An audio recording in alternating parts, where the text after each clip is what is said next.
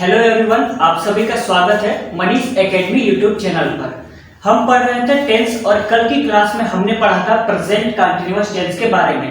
Affirmative और negative के बारे में मैंने बता दिया था, तो चलिए थोड़ा सा रिवीजन कर लेते हैं। प्रेजेंट कंटीन्यूअस टेंस की मैंने आपको पहचान बताई थी। जिस वाक्य के अंत में रहा है, रही है, रहे हैं और रहा हूं इत्यादि शब्द आते हैं, वो आपके कौन से टेंस कहलाते हैं? तो प्रेजेंट कंटीन्यूअस टेंस कहलाते हैं। स्ट्रक्चर की बात करें तो सबसे पहले सब्जेक्ट, हेल्पिंग वर्ब में इज, एम, आर, प्लस में मेन वर्ब की आईएनजी फॉर्म, प्लस में ऑब्जेक्ट का प्रयोग करते हैं। इज का प्रयोग कहां पर करते हैं? जहां पे सब्जेक्ट एक वचन रहता है, और जहां पर सब्जेक्ट बहुवचन रहता है वहां पे हम किसका प्रयोग करते हैं? आर का प्रयोग करते हैं। और आई के साथ हमेशा एम का प्रयोग करते हैं। ये सारी चीजें मैंने आपको कल बता दिया था।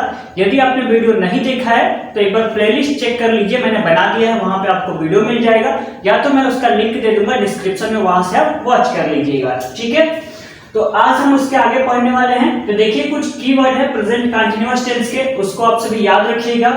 पहला है नाउ, दूसरा है राइट नाउ, तीसरा है this day, currently, presently, now a day, at present, keep quiet, listen और लुक। ये सारे जो कीवर्ड हैं ये आपके सारे प्रेजेंट कंटीन्यूअस टेंस में देखने को मिल जाएंगे। ठीक है, ये सारे कीवर्ड किस में मिलेंगे? प्रेजेंट कंटीन्यूअस टेंस में। इसको आप सभी याद कर लीजिएगा, प्रेजेंट कंटीन्यूअस टेंस में। इसी तरह मैंने प्रेजेंट इंडेफिनिट टेंस में भी कुछ कीवर्ड बताया था और कुछ यूनिवर्सल स्टेटमेंट बताया था। उन सभी चीजों को आप सभी नोट डाउन कर लिए होंगे, उम्मीद है, और आप सभी याद कर लीजिएगा।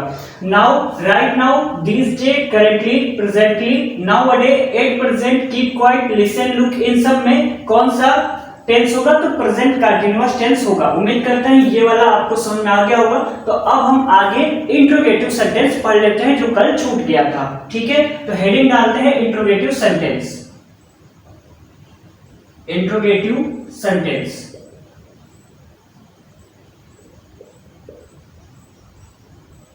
इंट्रोगेटिव सेंटेंस में हमेशा शुरुआत किससे होती है? क्या से होती है? एग्जाम्पल के तौर पे माने, क्या वह खाना खा रहा है, क्या माताजी खाना बना रही हैं। ये सारे एग्जाम्पल किसके हैं? प्रेजेंट कंटीन्यूअस टेंस के हो जाएंगे। कौन से? इंट्रोगेटिव के हो जाएंगे। शुरुआत हमेशा किससे होती है? क्या से होती है। तो यहाँ पे हम डायरेक्ट स्ट्रक्चर लिखते हैं। क्या करेंगे? डायरेक्ट यहाँ पर हम स्ट्रक्चर लिखेंगे। सबसे पहले क्या? इज, एम, आर लगाएंगे। उसके बाद में उसके बाद क्या करेंगे? सब्जेक्ट लिखेंगे। उसके बाद में मेन वर्ब की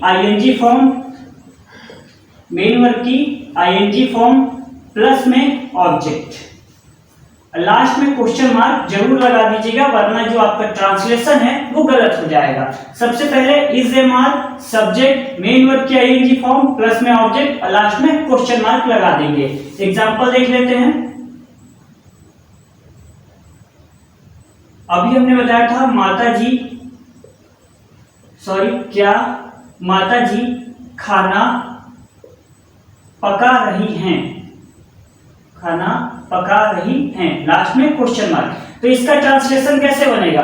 सबसे पहले हम इस एम, आर में से कोई एक लगाएंगे। तो क्या से हमें कोई मतलब है नहीं, बस हमें ये समझ में आ रहा है कि ये कौन सा सेंटेंस है, तो ये इंट्रोगेटिव सेंटेंस है। इतना समझ में आ गया। तो क्या से हमें कोई मतलब नहीं है। अब हमें देखना है कि माताजी ये एक वचन है या बहुवचन है। तो ये एक वचन है, तो एक वचन के साथ किसका प्रयोग करेंगे? इज का प्रयोग करेंगे। तो सबसे पहले हम यहाँ पे इज लिख देंगे। कंप्लीट हो गया। ये वाला जो पोर्शन है यहाँ पे मैंने लिख दिया है। दूसरा क्या है? सब्जेक्ट है। तो सब्जेक्ट हमारा यहाँ पे मिल गया है माताजी, तो लिखेंगे इज मदर। उसके बाद में मेन वर्ब की आईएनजी फॉर्म, तो पकाना का क्या होता है? कुक। और कुक में आईएनजी हम ऐड कर देंगे, तो कुकिंग, और ऑब्जेक्ट क्या बचा? The food. लास्ट में हम क्वेश्चन मार्क अवश्य लगा देंगे, वरना ये गलत हो जाएगा। तो यहां तक समझ में आया आपको? एक और देख लेते हैं ट्रांसलेशन।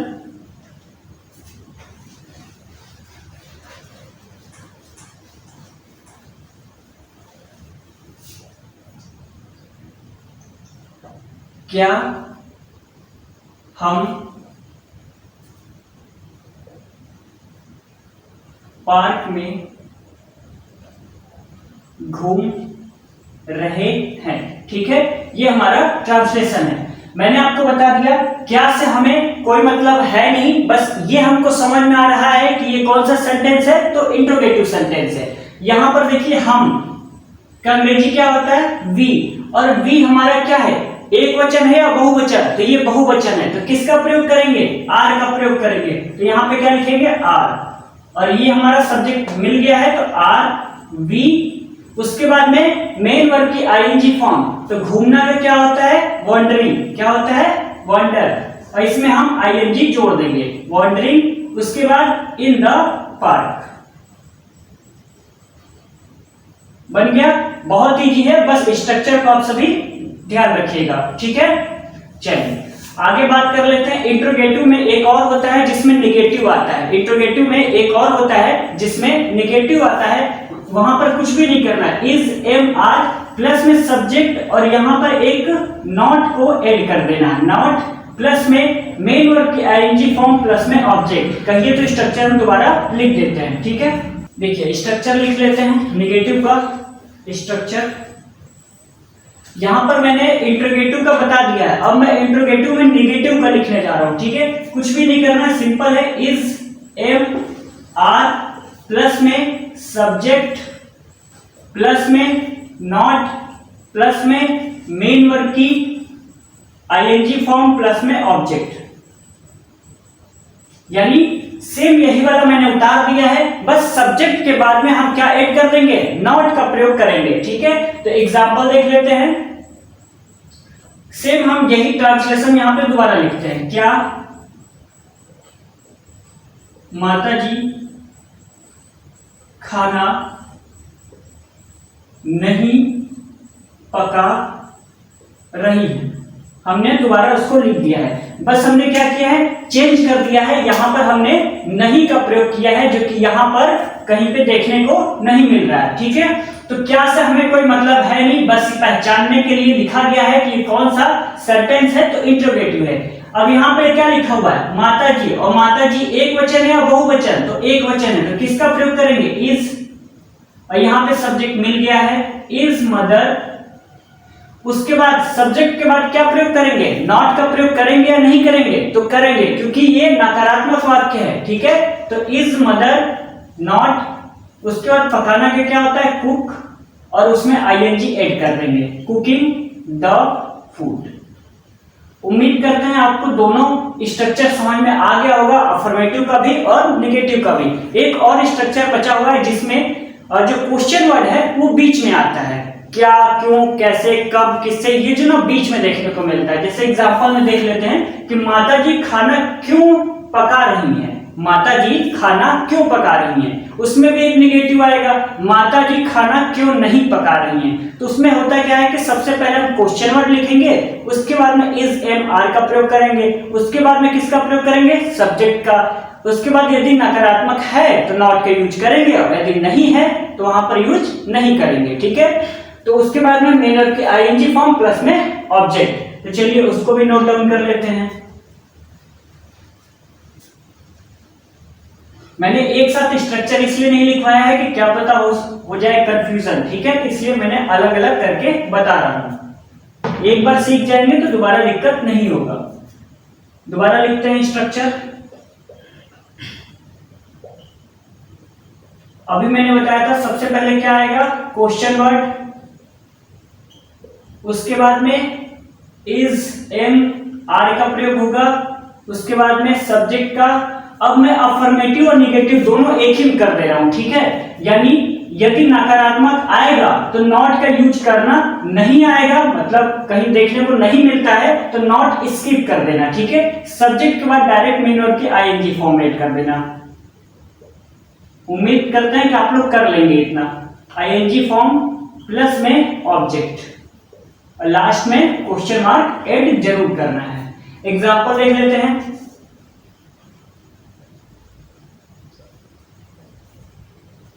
मेरे पिताजी दफ्तर क्यों जा रहे हैं, मेरे पिताजी दफ्तर क्यों जा रहे हैं। तो इसमें सबसे पहले देखो मैंने ये बताया था क्वेश्चन वर्ड में क्या होता है, क्या, क्यों, कैसे, कब, ये हमेशा बीच में देखने को मिलेगा। तो यहाँ पर बीच में देखने को मिल रहा है या नहीं, मेरे पिताजी दफ्तर क्यों जा रहे हैं, ये बीच में आया है। तो इसकी स्पेलिंग हम सबसे पहले लिखेंगे, क्या करेंगे, इसकी स्पेलिंग हम सबसे पहले लिखेंगे। यहाँ पर लिखा हुआ है क्वेश्चन वर्ड, यानी क्वेश्चन वर्ड इसकी बात की जा रही है। तो क्यों का क्या होता है, वाई, यानी हमने क्वेश्चन वर्ड को यहाँ पे नोट डाउन कर दिया। उसके बाद क्या लिखेंगे, इज, एम, आर में से कोई एक लिखना है। तो सबसे पहले ये देखते हैं मेरे पिताजी, ये एक वचन है या बहुवचन है। तो सभी को पता है एक वचन है, तो इसके साथ क्या प्रयोग करेंगे, इज का।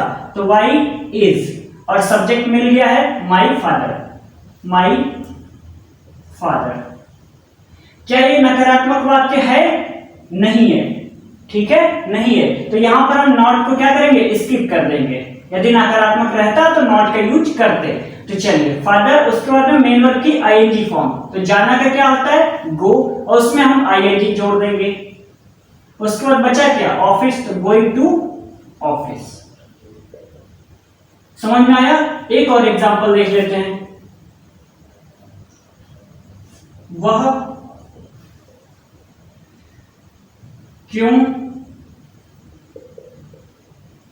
हंस रहा है, बहुत इजी है, आप सभी बना सकते हैं इसको।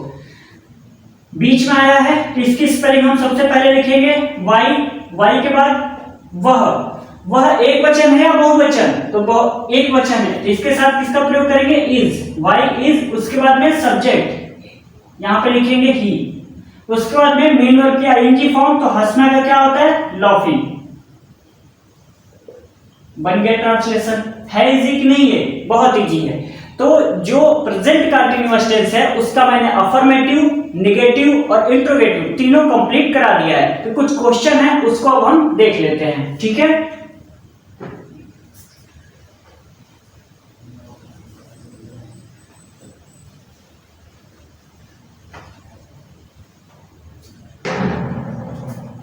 यहां पर मैं एक क्वेश्चन नोट डाउन कर रहा हूं, आंसर आप सभी दीजिएगा, ठीक है।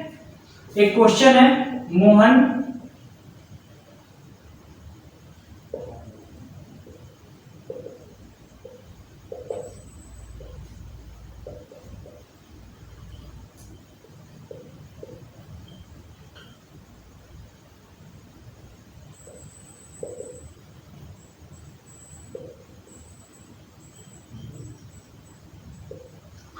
क्वेश्चन लिखा हुआ है मोहन इज क्रिकेट। क्या लिखा है, मोहन इज क्रिकेट। और ऑप्शन में मैंने दे रखा है option number A play, option number B plays, और ऑप्शन नंबर सी प्लेइंग, और ऑप्शन नंबर डी प्ले। और यहां पर हम कौन सा टेंस पढ़ रहे हैं, प्रेजेंट कंटीन्यूअस टेंस पढ़ रहे हैं। तो यहां पर हमें प्रेजेंट कंटीन्यूअस के अनुसार ही यहां पर हमें फिल करना है। तो यहां पर क्या फिल करेंगे, प्रेजेंट कंटीन्यूअस टेंस में हमने रूल पढ़ा था कि सबसे पहले क्या आता है, सब्जेक्ट आता है, ठीक है, इज, एम, आर आता है, और मेन वर्ब की आईएनजी फॉर्म आता है। इतना तो पढ़ लिया था। तो इज के साथ क्लियर हो गया होगा कि मेन वर्ब की आईएनजी फॉर्म आएगी ही आएगी। तो यहाँ पे प्ले, इसमें आईएनजी नहीं है तो ये हो नहीं सकता।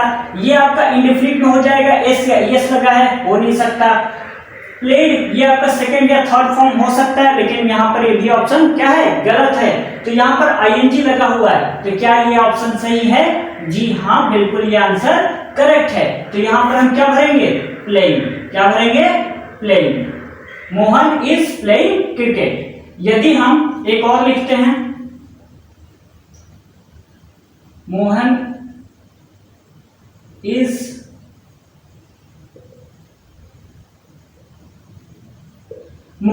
Is cricket now.